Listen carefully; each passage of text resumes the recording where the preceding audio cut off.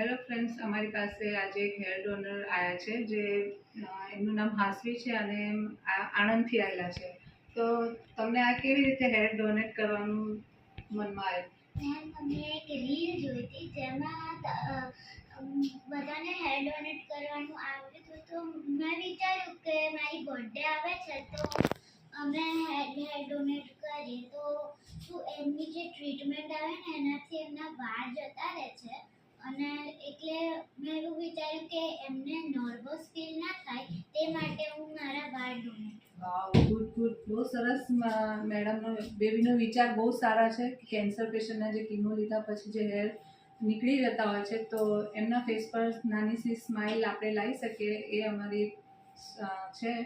તો હવે અમે હેર કટ કરીશું બેબીના અને સ્ટાર્ટ કરીએ. પાક્કું? ચલો.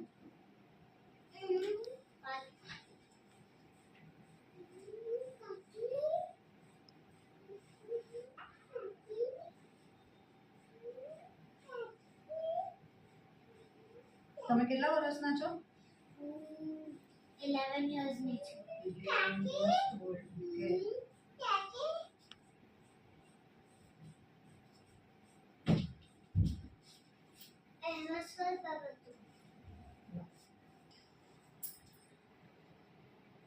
મારું નામ હાશવી છે અને હું 11 વર્ષની છું. આજે મેં મારા વાળ ડોનેટ કર્યા છે એઝ માય બર્થડે.